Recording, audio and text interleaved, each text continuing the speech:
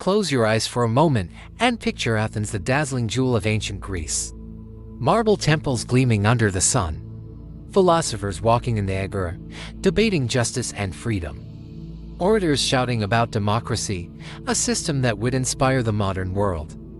Sounds like paradise, doesn't it? But here's the truth they don't want you to know: Athens was a city of freedom, built on chains.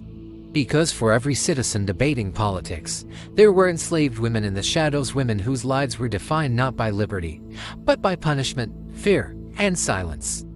And the brutal ways these women were treated will make you question everything you thought you about the so-called birthplace of democracy.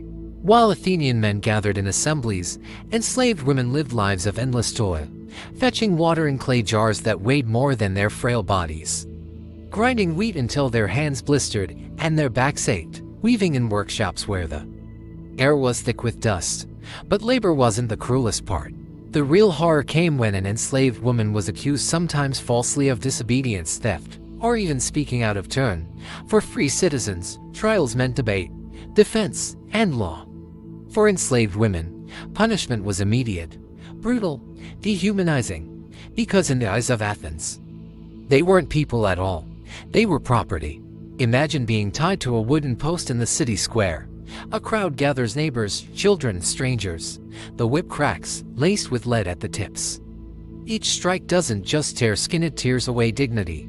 The Athenians believed pain was correction, that humiliation was discipline. For enslaved women, this was daily reality. Some were forced to wear heavy iron collars with inscriptions, "I belong to my master. Catch me if I flee." Their necks bore the shame of ownership, their bodies the marks of cruelty. But the lash was only the beginning. Branding was worse, a heated iron pressed against skin, leaving scars that could never heal. Letters, symbols, marks of slavery etched into the flesh of women who had no say in their fate. And when it came to the courts, enslaved women faced a punishment even more twisted: torture as testimony. In Athens, it was believed that enslaved women could only tell the truth under pain. Their bodies became instruments of evidence, beaten, burned, broken while their screams echoed as proof. Justice in Athens wasn't blind, it was cruel. And then there was the punishment no marble inscription dared record: sexual exploitation. Enslaved women could be stripped, humiliated, and violated under the guise of discipline. Their bodies were not their own, they were extensions of their master's power.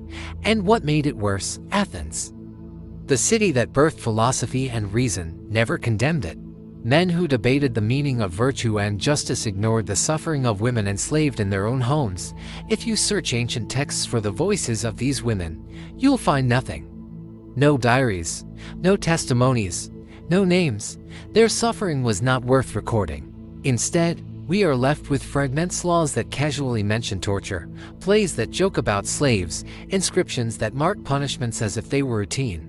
The silence is deafening, because behind every fragment was a real woman with a real story, a story erased by history's victors. Think about the irony. Athens, the city that preached democracy, freedom, and equality, relied on enslaved women to survive. Democracy was not built for everyone, it was built for the few. While women in bondage paid the price in sweat, blood, and pain, the Parthenon may still stand as a symbol of glory, but beneath its stones lie the untold stories of women whose lives were consumed by punishment and fear. When we think of Athens today, we celebrate its achievements: art, architecture, philosophy.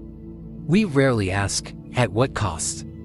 The cost was women who lived in shadows, who endured punishment so brutal that history itself buried their memory. And yet, here we are, thousands of years later, bringing their stories back into the light. This is why forgotten historians exist, because history isn't just the tales of kings, generals, and philosophers. It's also the pain of the silenced, the erased, the forgotten. If the story of enslaved women in ancient Athens shocked you, don't let it fade again into silence. Subscribe to Forgotten Historians, where we uncover the truths you weren't meant to know. Because history is not just about glory, it's about remembering those who paid the price for it.